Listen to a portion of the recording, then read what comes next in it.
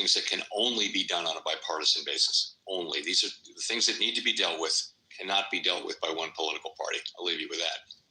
It's going to be a tall order.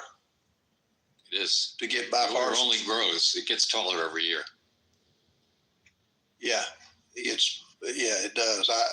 That's one of our issues we're having now. The level of growth, you think, with what President Trump is doing with giving Americans confidence with the Dose Commission, which is giving Americans hope that we're seeing things that are being spent of the taxpayers' dollars that we never imagined that we couldn't get to. Now he's exposing that. What level of growth do you think, with the confidence growing under Trump, that we will be able to reach this year and the years after? Because the 20 years you're talking about, we've got to have a pretty solid, it can't be, it's got to be, would you say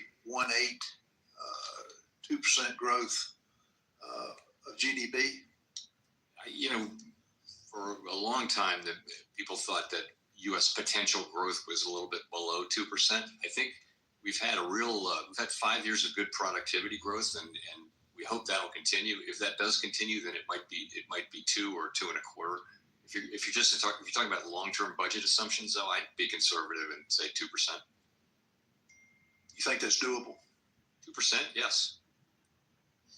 On another note, the stress tests that banks run and that public has been given information on everything but how that stress test relates to them. Why is it not further? Why is it?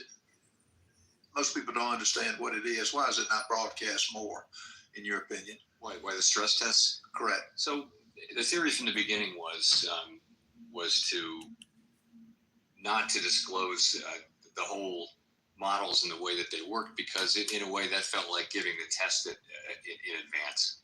This was a brand new initiative that started coming out of the global financial crisis, very successful generally, but over time, the argument for not giving away the models, giving the models out, has, I think, weakened, and also the law has moved.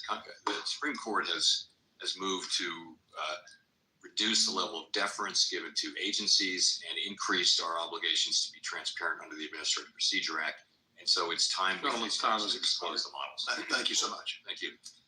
Thanks, gentleman. Gentleman yields back. The gentlewoman from Texas, Ms. Gonzalez, is recognized for 5 minutes. Thank you, Mr. Chairman.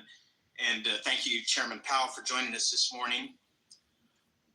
As you know, the United Kingdom, European Union, Mexico, Brazil, India, and Japan all allow non-bank payment service providers access to their instant payment services. This allows improved access to liquidity for users by ensuring they can send and receive payments instantly. I bought it at like 14 cents or something. I bought ADA around 8 to 9 cents and 5 cents. Wait, when did you sell it? I sold it on the for Iraq, or all of this other money that they've been spending, which is just completely ridiculous. Money that everybody here says, look, we could use that money for something else over here. Look how many of you were complaining about how much money was going to the Ukraine. Billions and billions of dollars. Only to have the leader of the Ukraine come and say, you know what, out of that $177 billion that the U.S. claims that they sent, we've only seen 70-something billion up. Weed in the bathroom. I smoke pot. Weed is pot. I smoke cigarettes in the bathroom. Like, when I don't paint my walls in my bathroom white anymore, because if you smoke in the bathroom while the shower's on and it's hot and the moisture's on the wall, the tar just sticks to the wall and it drips down. That's disgusting. And I'm a smoker, but I smoke outside. I don't smoke weed. I smoke cigarettes. But yeah, I used to smoke cigarettes and I used to smoke outside. Well, yes, that's what I'm telling you, Beth. Cigarette smoke is different.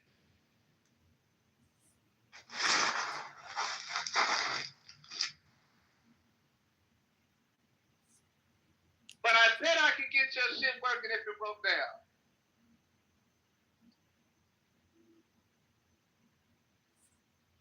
And let our restrictive policy work to get inflation coming down again, and that's what we're doing. Is there any